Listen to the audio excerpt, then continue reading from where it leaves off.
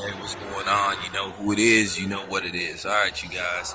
Former trainer, recently retired, and future Hall of Famer Tim Bradley, Joe Diaz, issued a statement saying that Tim Bradley was never the same after the Ruslan Provodnikov fight.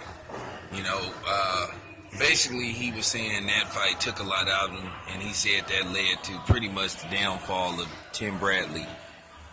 I'm gonna be honest with you. I agree 100%. And a lot of people thought that it was really no reason for Tim Bradley to leave Joe Diaz. And I know he trained with Teddy Atlas for his last two fights.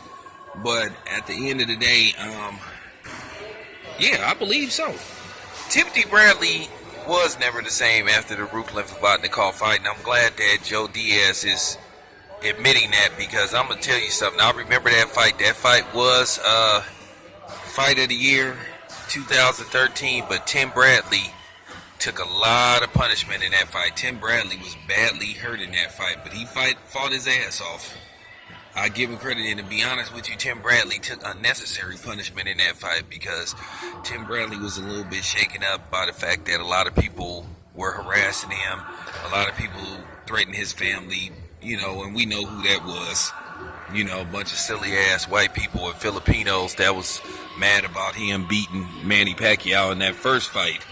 So, you know, Tim Bradley, which I said in a few videos that Timothy Bradley was mentally weak, which to a certain degree I still mean that.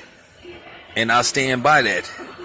Timothy Bradley went into the Ruslan Provodnikov fight and took unnecessary punishment that he didn't have to take.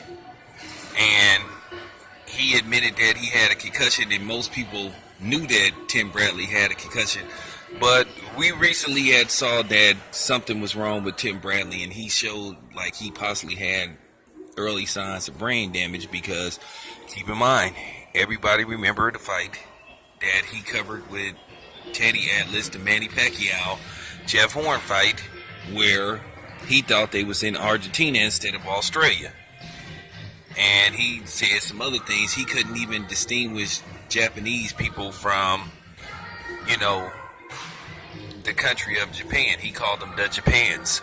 So a lot of people, including myself, was concerned for Timothy Bradley's safety, you know, and a lot of us thought that Tim Bradley should retire, and Timothy Bradley, you know, retired last month and said that he hung up his gloves.